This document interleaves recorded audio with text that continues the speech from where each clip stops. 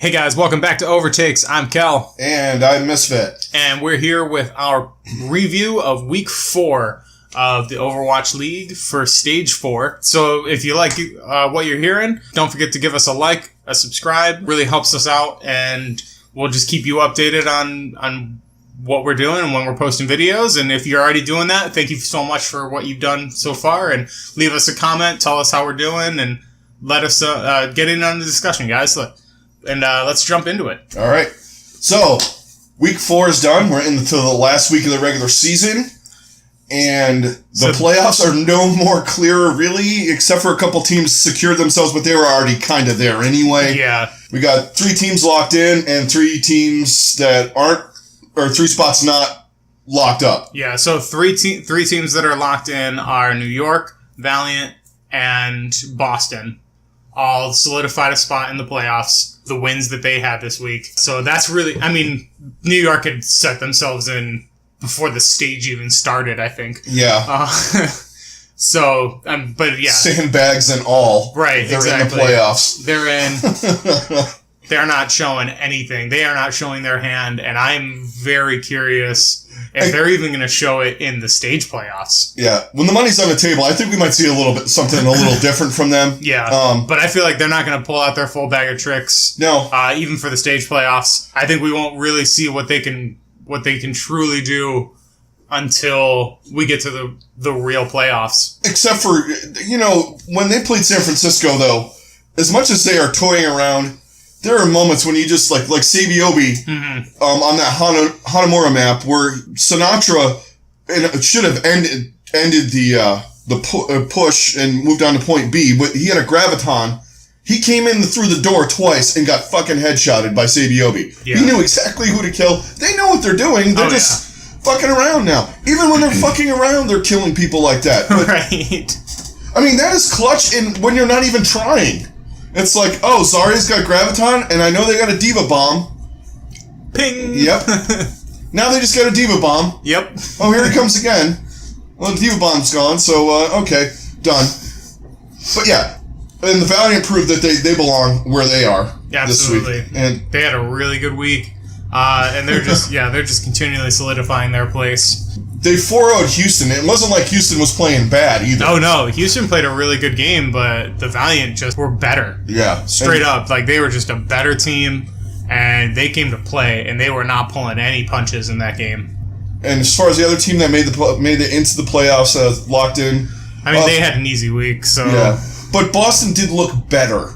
Yeah. Too. They did. They look like they're kind of learning what's going on with the meta. I'm not giving them any credit for anything in this stage at all, because it's their fault they're at where they're at with some of the stuff. Mm-hmm. And, we've gone over a million times, the DPS are kind of handcuffed to their hero pool, but it seems like Striker's getting a little bit more comfortable playing other heroes, so that's helping them out a little bit. Right. And little drama bit, watching a little bit of the stream last night from, the Oversight stream. Krusty was on.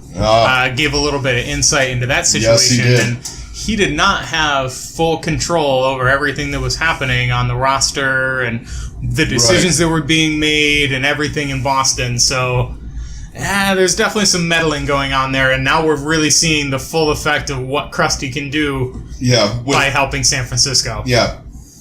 They're 4-4 at this stage, San Francisco. I mean, we'll talk about them for 2 seconds, but Krusty has made them into a better team. They're more cohesive. Their dives are better. Their communication is spot on. Yeah, it's immensely better than what it was before. It's just they're young, and they're there are new components to this team that we're all like, well, they're a lot better, but their record's 4-4, and it's 4-4 because they're kind of new playing with each other, something like Choi Hyobin and Choi Hyobin, Architect, Sinatra.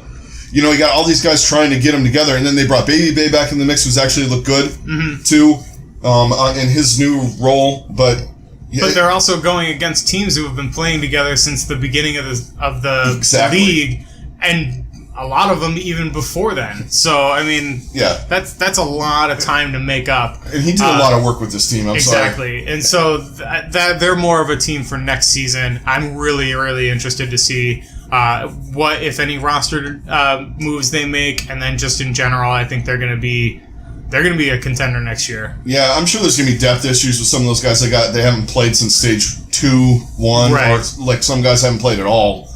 But back to Boston, yeah, the drama stuff, they kept it pretty in-house. Oh, yeah. Which seems like a Boston thing to do. Yeah, right? Steroids and, whatever else they do in Boston. NFL-wise. Sorry, Julian. They got you. Right. Who is it? What was it? An unrecognizable thing? Yeah, something like that. Yeah, like something they didn't even know what it was. Like, that's not a good sign. The NFL equivalent of aimbotting. Right. I don't know. I don't think Boston's going to stay. We'll get into a playoff preview, after the stage.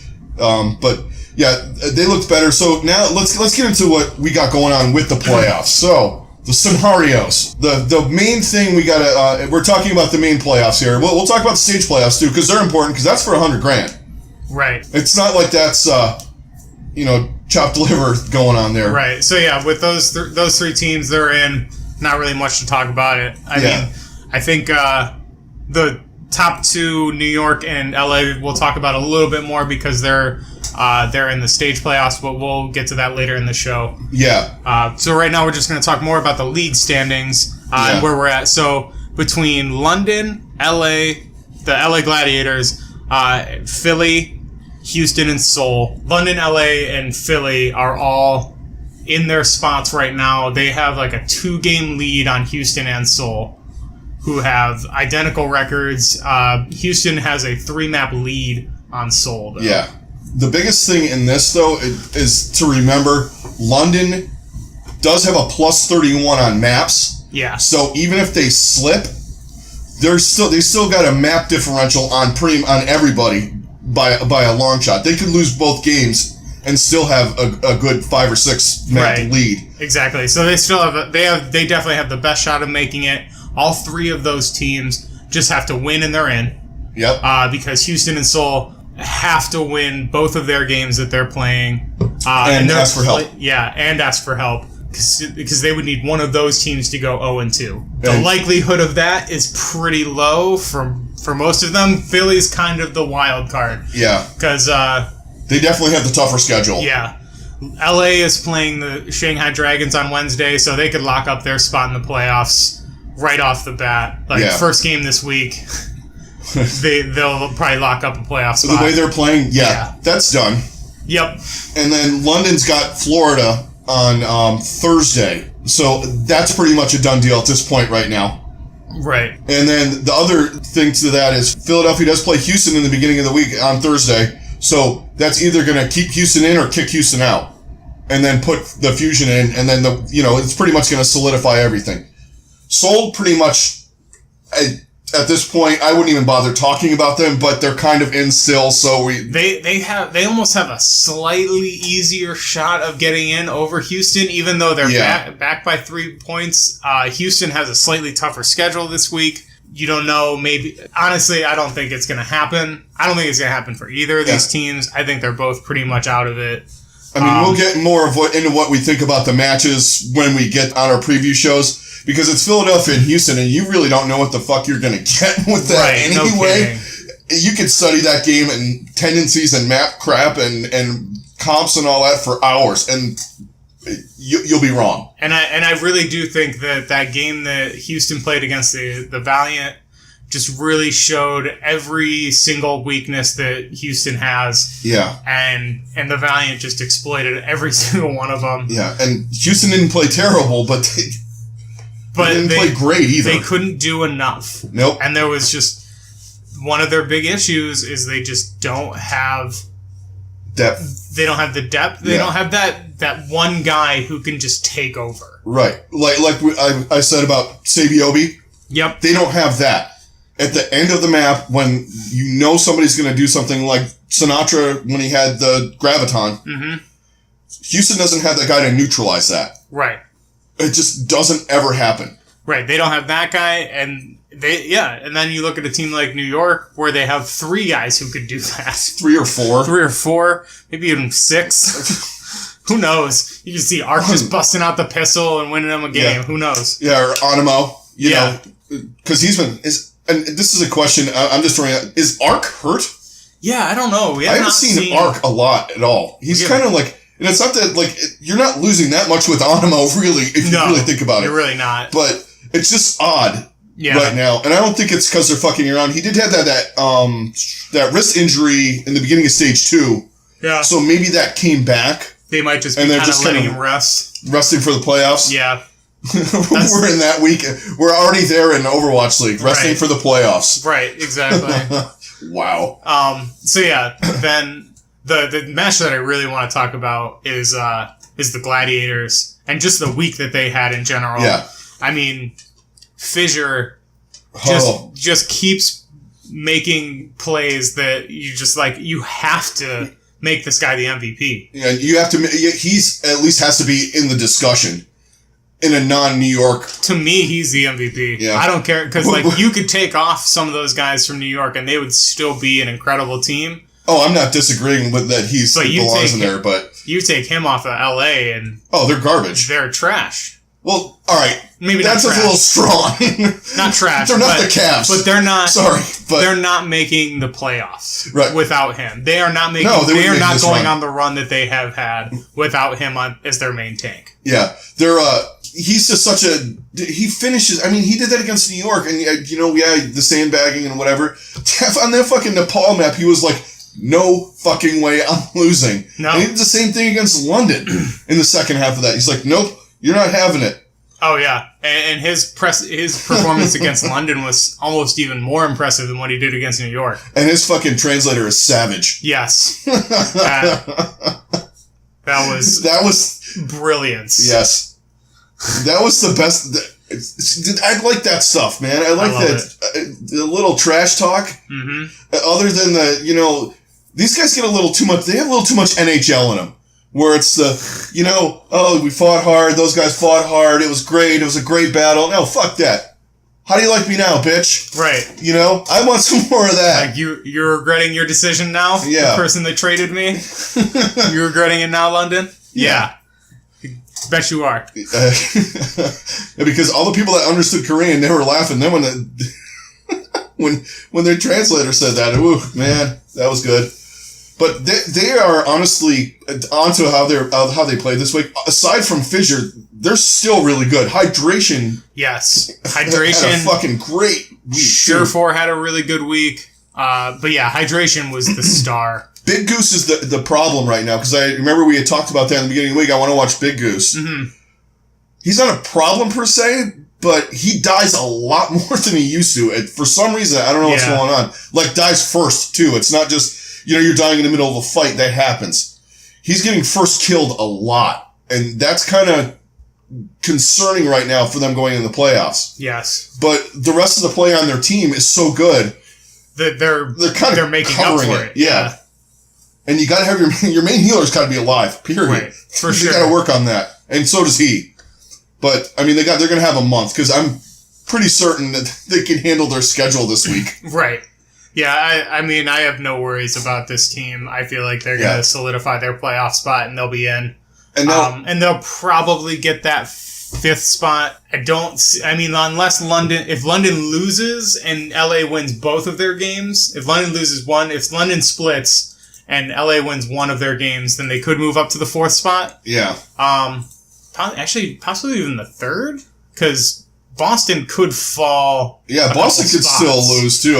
Boston's got New York. Yeah. And Florida. Boston's 24-14. Okay, so yeah, I don't think they could really pass up Boston. Gladiators 4-0 Shanghai though. Boston loses to New York 3-1 or something like that.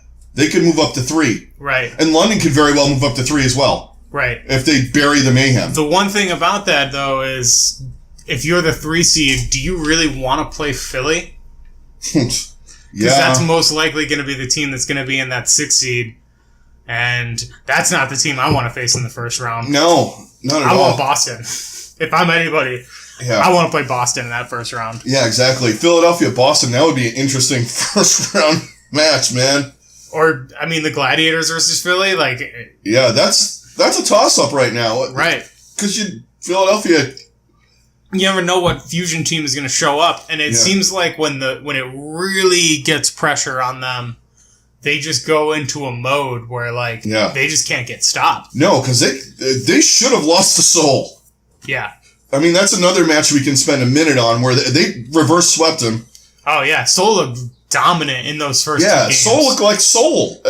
For a minute, and I was like, oh, okay. It's like, all right. They're looking like their old selves, and then Philly came out and just reverse dominated them. Yeah. They just took over on which one was it? Was it Li Jiang? No, it was Oasis. Oh yeah, it was Oasis. And that's another problem that Seoul seems to be having right now, because I mentioned a little bit about it. They're on King of the Hill maps. They're terrible. Yeah. Them in London are absolutely god awful. I don't know what it is with we were talking about it before we started recording. I don't know what it is with the Korean teams. The predominantly the full Korean squads just really seem to struggle with playing the control maps, and it's really weird. I don't understand. Even New York, for as good as they are, when they lose a map in a match, it's usually on those. Yeah, and when they look kind of poor, it's on a King of the Hill. It's weird. I just don't understand it. That being said, some of their best games have come on control maps. So New York, I mean, like always, New York is kind of the outlier on this. Yeah. But even still, they do, when they lose, and it tends to be on control maps, but it's the middle one.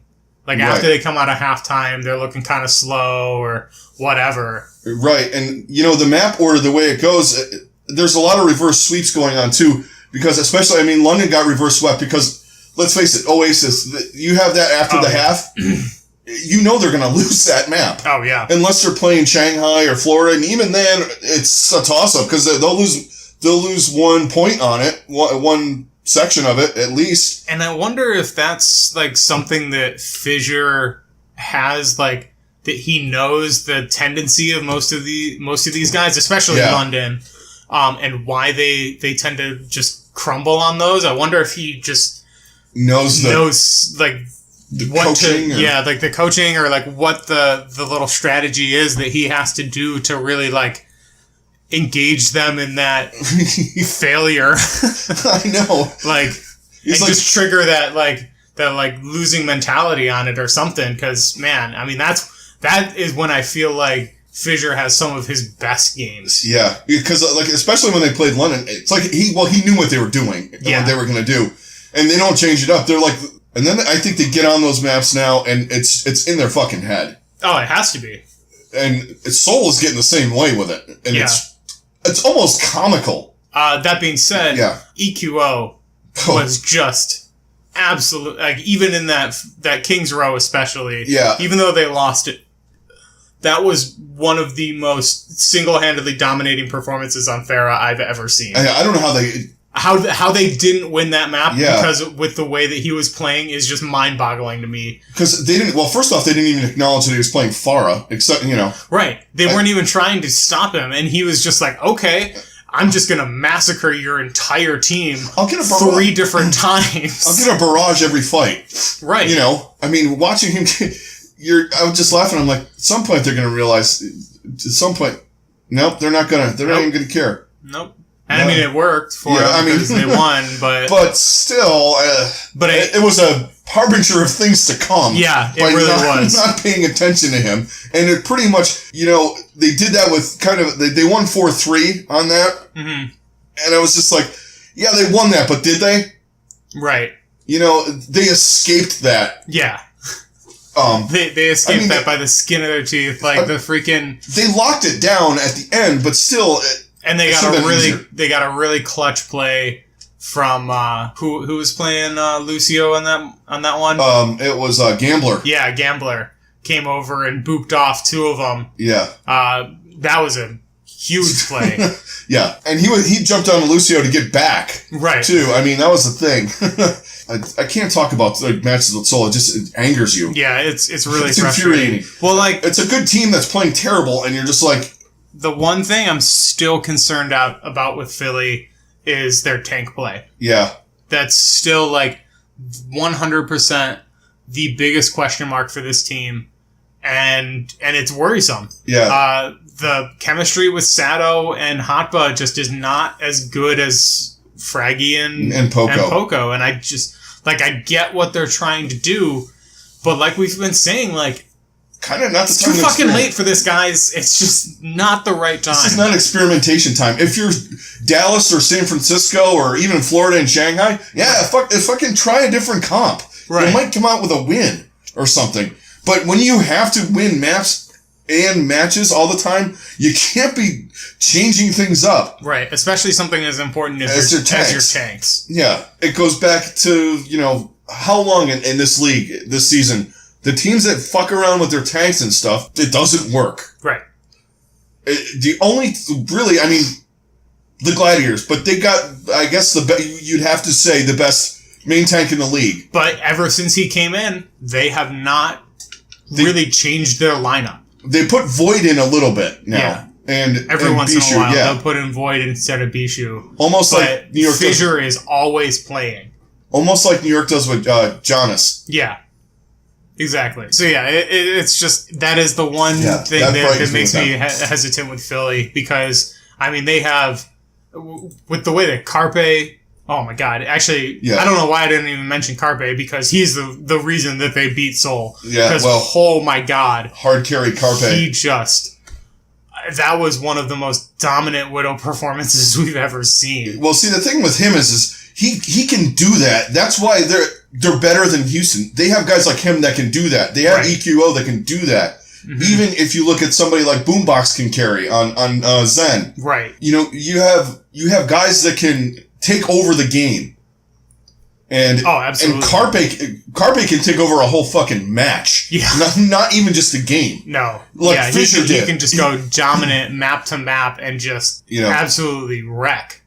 And just the way, oh man, when he gets on one of those runs where he's just clicking heads, it's just amazing to watch and frightening if you're the other team. Right. It's terrifying. And because what do you do? At one point, if you're anywhere within his sight range, you're dead. Oh, yeah. So, you could try to go Widow against Widow with him. Even Fleta couldn't even fucking handle it. Nope. And then the only you have other options, like, you can Junkrat or Farah or McCree or something, but he's still going to take you out. Mm-hmm. Or dive on him with your Winston, but by the time the Winston gets there, they're at half health. Right. Even with a bubble. Exactly. Yeah, he has just been an absolute monster for them, and it was a huge reason why they won that game.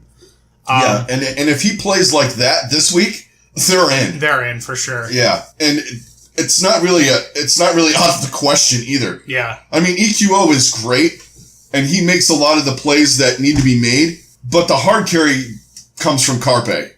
All right, so let's transition a little bit and talk a little bit about the stage playoffs, because we've mostly just been talking about the overall. Yeah. And we are coming up. This is the last week of the stage. So we're going to have 2 playoff situations get solidified. Yeah. And then this is gonna be interesting though for the stage plays, because it is for a lot of money, guys. Right. This isn't just like a what the fuck thing. No. This is you still got $100,000 on the line. You got teams that are involved that haven't played in it yet. Right. I'm really liking the way that Dallas has been playing. Yeah. And I think they have a legit shot of getting into this. They do. And San Francisco has an outlier. They're kind of an outlier. They could still sneak in just because they're 4-4. We've done it before where we said, well, this team's definitely going to get in, and it's gone the opposite way. And they're like, okay, I guess Boston's in or whoever's in, or you're like, wow, that didn't see that coming. One thing that's probably going to hurt San Francisco getting in is they have to play the Valiant in their first game on Wednesday. And Dallas does too, though. Yeah, Dallas does as well. So, I mean, San Francisco still has a shot. Yeah.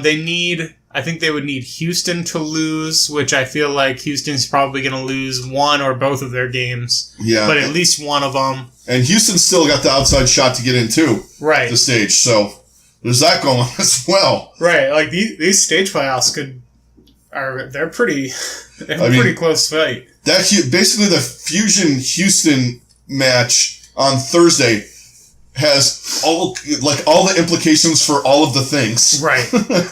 Whoever wins, that's going to be in a driver's seat for stage and final playoffs. Yeah.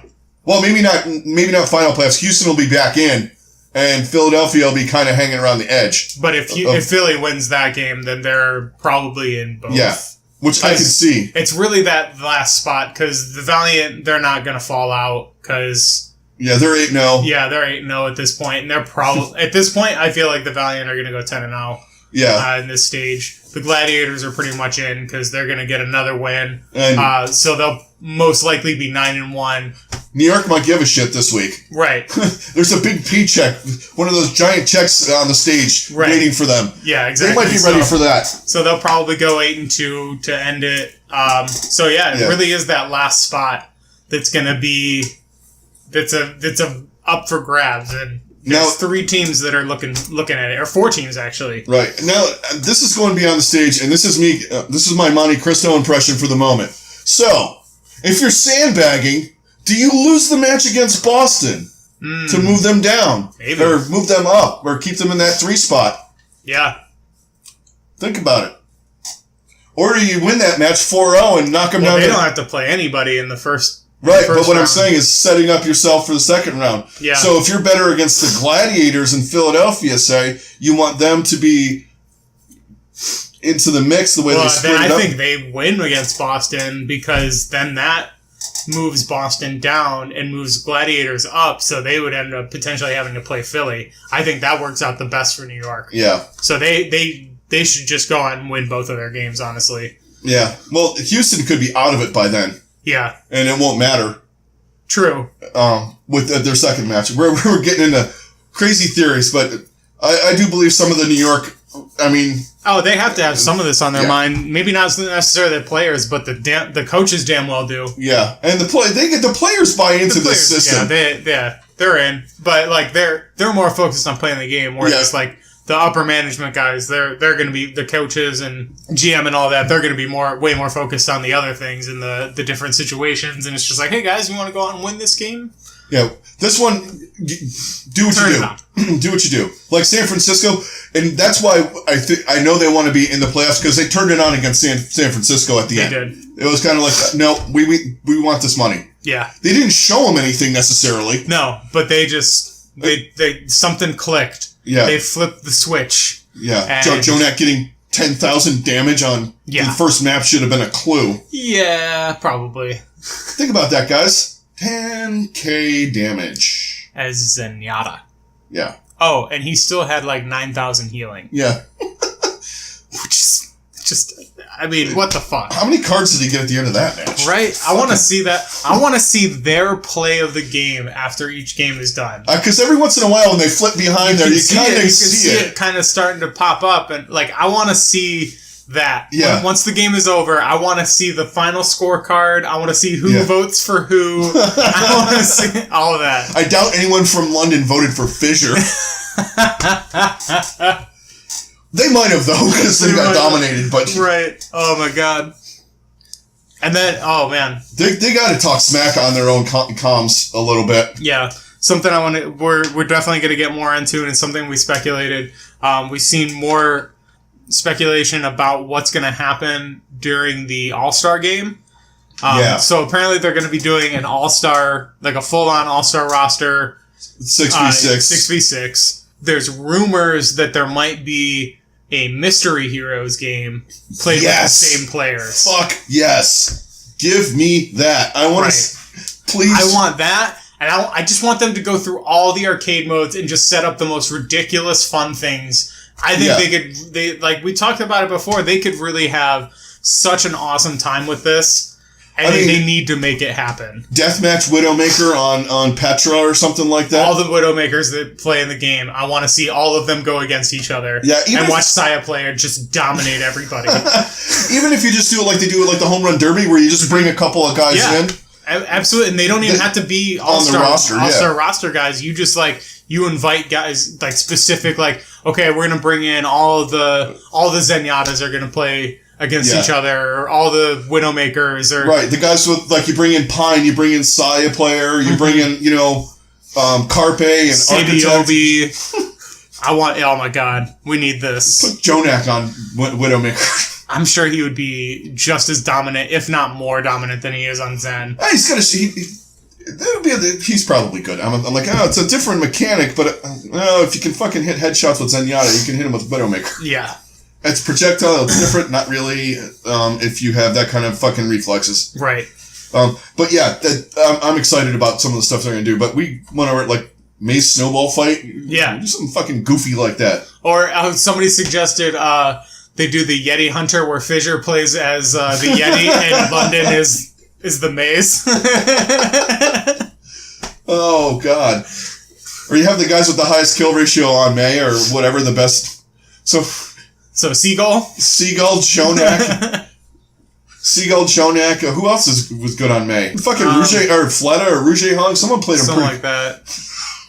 There's not been many. Or somebody else suggested 6v6 where they have to play the 6 least played characters. They're the only characters that they can play. Oh, so like Torb? So it's like Torb, Bastion, Symmetra, probably Anna, I think. Anna.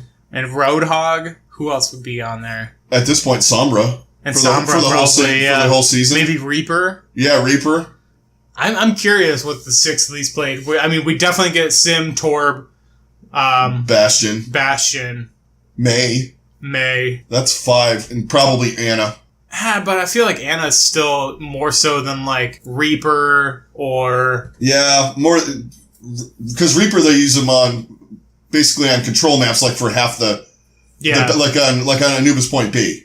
Right. Or like sometimes they use them on Junkertown to defense against the pirate ship thing. Yeah, that's really the only time we'll even see Reaper. So you know what, Lucio. No, there's definitely enough Lucio. Yeah, all right, yeah.